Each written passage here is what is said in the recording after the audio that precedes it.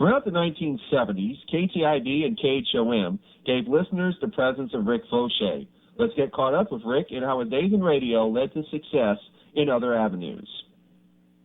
Rick Foucheux, how are you today? Hi, Bill. Thanks a lot for calling and wanting to talk. Yeah, I'm doing great. And yourself? Oh, very well, thank you. A little chilly this time of year, but I should expect that by now. It's chilly up here in the Washington, D.C. area, too. Very much so. Well, let's start from the beginning. I take it, are you from our area originally? Yeah, that's right. I was born and raised in Houma, Louisiana, and lived there the first 18 years of my life, and then I moved far, far away to Thibodaux, Louisiana, where I went to Nichols, and when I left there in 1976, I went to Alexandria, Louisiana, and then points beyond. I just started.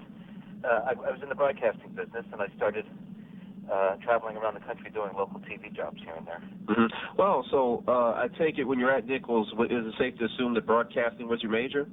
Well, back then, I'm not sure they even had a broadcasting major. My major was speech with a minor in theater. So my major curriculum included public speaking, and there was a lot of broadcasting in it. And, of course, I was very involved in the campus radio station, which was then known as KVFG. But my specialty was broadcasting, and then there was also a smattering of theater in there, too. All right. Now, how did you first get involved in the world of radio? I was discovered by Ray Sadie. I was giving a speech at my high school. I was giving a speech at Terrebonne High School one day, and to the student body. And Ray, who was as you know, was general manager of KHOM and KTIB. I guess the news staff was short that day because Ray had to cover the local speech at the local high school. So he happened to be in the audience, and that night I got a call, and he said, "How would you like to come and be a disc jockey?" And at 16 years old, it sounded pretty good to me. So I said, "Yeah," I grabbed it. All right. And what year would that have been? That was 1971. Mm-hmm. And how long did you stay with KHOM? 5 years. I started doing 1 hour a week. I worked from 11 to noon under the tutelage of Roy Vicknair on Saturday mornings. And it was a great training ground. I did that for about 6 months, and then they cut me free. They let me do a Saturday afternoon shift, again with much supervision. And it went from there till, I ended up working at KHOM throughout my college years, and that's sort of what paid the bills for me. Mm-hmm. Now, of course, when you mentioned KHOM, which, of course, started back in 1968, if I'm correct, they, had a tremendous format at the time with the easy listening and middle-of-the-road type music. Right. And when you first got into the station, you mentioned Roy Vicknair just now, one of the most recognized radio voices and newsmen. I take it you probably had a great guy, let me add. I was going to say you probably had one of the better working relationships with him, I would guess. Oh, yeah. Roy and I go way back, and he was just such a great teacher, but also a friend, He really spent a lot of time making me feel like I could do this job, and that's sort of what I needed to hear at that point. Right. Now, if my old timeline memory is correct, I believe at the time you would have been at KHOM. Would you have worked with Dave McNamara? I did work with Dave McNamara. He and I crossed paths there, I suppose, in the last 2 years that I was affiliated with the station, because Dave is a couple of years younger than me, I suppose. Mm-hmm. Now, I also remember Dave, of course, from high school. He and I were in high school together. Very much so. Now, there's one person we need to talk about who everybody recognizes as a staple here in local broadcasting. Your memories of Marie Bergeron. Oh, Marie. Yeah, what a doll she was. As I grew in my job there at KHOM, I eventually got to work the night shift, and it was thrilling to be on the air and put on a long cut so that I could take Marie's news feeds from Thibodaux. And the thing I enjoyed so much about them was I would record them. Of course, she would call in, and I'd record them over the telephone. And then, when we were finished recording, she would give me the real story. You know what I mean? Mm-hmm. The personalities behind the stories. And it was just so much fun talking to her. She could go on about a school board meeting like nobody's business. And after a while, you know, I got to know all the players, and it was a running soap opera. It was really fascinating. Great news lady. In the window that you were at KHOM, did any stories off the top of your head seem to stand out more than others? I remember, of course, it was thrilling to do the hurricane coverage. It was so much fun to stay up all night long when a hurricane was coming through town. And KHOM was really the news source in our area for so long. And just to be there amidst all the excitement, we would have Rod Rodriguez sitting at watch at the antenna tower, and if lightning struck the tower, he was there to get us fired up again. And there were 2 or 3 guys at the station, and of course reporters all over town, and it was a blast just handling all the exciting phone calls coming in with the news reports and keeping people posted. Mm-hmm. Now, from KHOM, where did you go next? Out of Nichols and KHOM, I went into the TV business, and I worked at KTIB-TV, Channel 5 in Alexandria for a year. From there, I moved on to an ABC affiliate in Huntington, West Virginia, which is where I met my wife, MJ Jacobson, who was also in the broadcasting business. She was a news reporter at the time. And from there, she and I moved to Nashville, Tennessee to do local television, and from there to Phoenix, Arizona to do local TV. And we ended up here in Washington, D.C. in 1982, both doing local television. And when we hit the big time, as it were, we discovered the big time wasn't so great after all. It was really hard work, and as we knew it would be, it had always been hard work. But there was something missing. The family feeling of working with a team was missing. It became sort of all business. And to put it succinctly, she and I were both sort of invited out of the business. And as it turns out, it was the best thing that could have happened to us. We both landed on our feet, MJ in the PR world, and I started doing what I think was my true love all along, acting in the theater, mm-hmm. which is what I've been doing for 20 years now. You know, an interesting story came up. When you were in Alexandria, did you happen to work with Ed Bourne? Oh, yeah. Yes, another great guy, one of my best buddies. And Ed, too, like Roy McNair, really took me under his wing. And I don't know what they saw in me, but they were, Ed was really a lot of fun to work with and to work for, and he sort of taught me the ropes. I remember my first day on the job there, he said, "Why don't you come out on a story with me and I'll show you how it's done."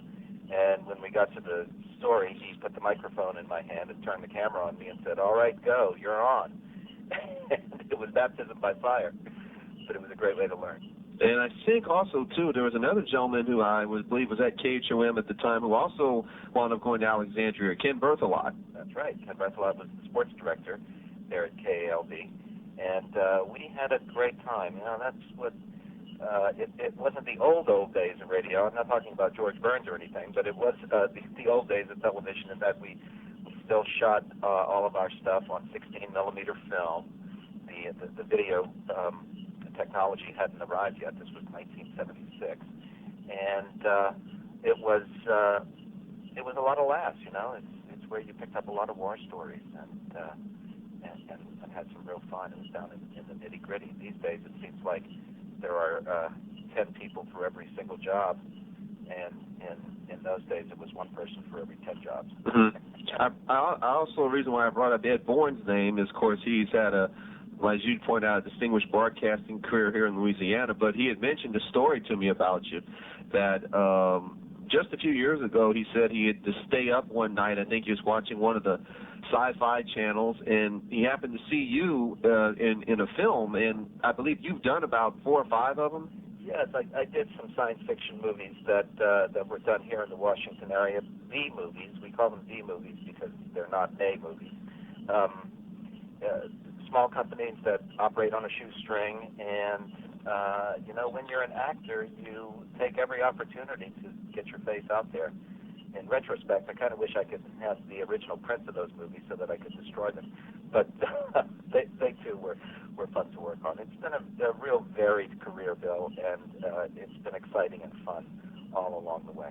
Now, also too, did you, besides doing your work at KHOM, did you also have any, even though they were sister stations, did you do any airtime at KTIB? I did, yeah. I learned a great love of country music at KTIB back then.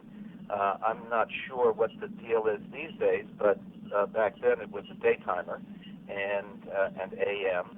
And sure, once I had put in my years at KHOM, and then the company purchased KTIB, it became sort of a two-shop company, and it was fun, especially summers. I would go back and forth. I'd do news reports at KHOM in the day, and then drive to Thibodeau and do an afternoon shift at KTIB, and then maybe come home and do commercials at KHOM. So it was a great training ground, and it was a lot of fun. But the thing I remember about KTIB was the opportunity to learn country music. You see, when I was growing up and all my friends were listening to Bob Dylan and the Rolling Stones and the Grand Funk Railroad, I was digging out at KHOM to the likes of Steve and Edie and Madhavani's orchestra, and then I moved over to KTIB and learned all about Hank Williams Jr. and the Gatlin Boys, and it was a great musical education. But now I find myself at age 50 listening to some Bob Dylan records for the first time, and telling my friends, God, that's great music. How did I miss that? Well, I missed that because I was listening to big band and country music when I was a teenager. Now, I was going to bring out a few names when you talk about KTIB in those days, and one gentleman who was a familiar voice in radio, especially in the mornings, Roy Pugh. Oh, yeah, Roy Pugh. There again, just a great guy who really helped me along and taught me a lot of stuff, and was the consummate radio announcer. I was amazed when I walked into the studio one day and watched him do an air shift. It was like he had 2 heads and 5 arms. He just had everything going. He was playing commercials and songs and ripping wire copy, and it was a flurry of activity, and it was just one man sitting there in the studio. There's one gentleman I'm very sure was up there who was always a bit of a character, John Rayner. Oh, yeah, John Rayner. Good grief, I haven't thought of him in years. Whatever happened to him? He's an insurance agent now in St. Charles Parish. John Rayner, what a great guy. I almost strangled John Rayner one day. Right out of college, before I had landed this job in Alexandria, I was still hanging on in Thibodeau, and I thought, well, out of college, sure, I'll treat myself to a brand new car. And so I went and bought an Oldsmobile, and it was all white, and it was the love of my life, of course. It was a beautiful car. I thought I had died and gone to heaven. And the hood ornament was on a spring and was twistable. And I didn't realize that, but John did.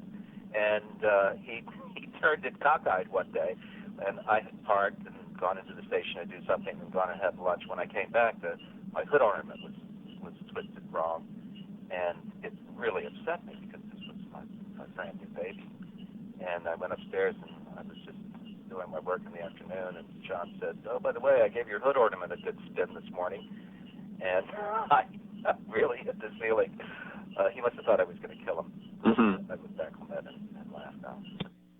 Oh, of course, yeah. One gentleman we definitely don't want to forget, Leroy Martin. Leroy Martin. He was another great guy who I got a lot of great laughs out of. He was a comic on the air. I just enjoyed listening to him, period. Okay. Now, one question I don't get to ask that often, but I figured this would be the most opportune time. Was it somewhat of a difficult transition to go from radio and then straight into television? I don't think so, Bill, because of the great support and education I had under the likes of Ray Sadie and Roy Vicknair and Marie Bergeron and Anna Slade and Mildred Reagan. All of these people taught me the every inch of the radio business. I mean, I was doing everything from major news stories to DJing to filling out the broadcast log for the day. You know, office work. It was the kind of education I don't think you can get in college with a broadcasting degree today. So by the time I got to television, I knew I wanted to be on the air, and I was able to hit that ground sort of running. Don't get me wrong, there was a lot for me to learn there too, but I already had a lot of knowledge about the broadcasting business thanks to my years at KHOM and KTIB, but also a great feeling of I could do this because all of these people in my life up to that point had made me feel that way. Very interesting, very profound as well. It was just, you know, I really feel I came out of there with great memories and a great feeling of self-confidence and support. I tell you, I think back to those days as some of the most wonderful days in my career. It was just such a learning experience. You have to realize I was there between the ages of 16 and 22, and you know, those are real formative years in a way. I learned a lot about business, about radio, about journalism, about humor and music, and I was still young, so I came out with a really great education. Now, also, along the way, did you have a chance to do a lot of remotes? I did some remotes. Boy, those were the days of the early remotes when we had.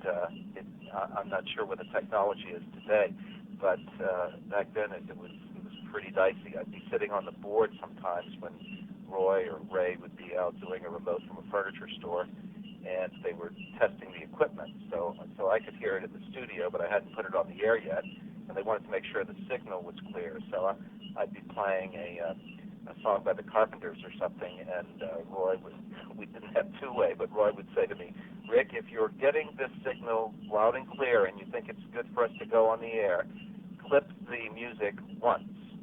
And I would clip the Carpenters' music once. And if it was not very good, he would say, clip it twice. And of course, he was listening to the radio back at the furniture store. So we were engaging in some private communication of the public airways. I don't think the FCC would have appreciated that very much. Well, at least the message got across. That's the important thing. Exactly. We got on the air with it. Those were fun times. And off the top of your head, were there any other funny stories that happened along the way? Well, I remember when we started, when KHOM started broadcasting I guess it was KTIB, started broadcasting Nichols ball games. They had Roy Pugh, who was, of course, fabulous at play-by-play, but they didn't have a guy who could do the color commentary. And I was, by that point, they had made me believe I could do almost anything in the world, so I said, well, I'll give it a try, even though, Bill, I've never been much of a sportsman. I've never really known much about sports. So they put me up in the booth with Roy Pugh, and I was trying to do color commentary on this football game, and I think maybe I said 4 words the whole night because I just had no idea of what I was watching or what I should be saying. It was my first experience of mic fright. Wow. Well, so it sounds like overall, starting your broadcast career here in the Houma Thibodaux area, sounds like it led you to a pretty solid foundation for the rest of your life, and it's good to know. I couldn't have asked for anything better, anything stronger. The people were tough when they had to be, but I always felt that there was a lot of love and encouragement and support there. I had a handful of parents at KHOM and KTIB. It was a very nurturing environment. And there, one gentleman we definitely don't want to forget about, who really, going into this interview, spoke so highly of you, Greg Dumas. Oh, Greg Dumas, another great friend of mine. Now, Greg really took me under his wing at KDFG. Greg and I worked at KHOM together and KTIB together, but he was general manager of the campus radio station. I started at Nichols, and he helped me along there. Oh, yeah, Greg and I had some fun times together. We lived separate apartments, but over the the moss picker, Mm-hmm. and that wonderful old building there at the corner of, I guess it's the corner of Green and the highway there. Right. But Greg and I had some long liquid nights. We had some fun times. We were doing radio and we were in college together. It was a mixture of fun and hilarity and feeling like you own the world. It was a great time. Well, listen, we appreciate the time, and before we head on out, is there anything you'd like to say to our listeners? Just hello and keep listening, because as you move on to live in larger cities, you find out the good things about the small and medium-sized towns you come from, and there's a great feeling of warmth that comes from listening to people that you know and people who know you in the community. And I think you sort of miss that when you get to some larger metropolitan area. Rick Foucheux, still to this day, proud of his radio roots at KHOM and KTIB.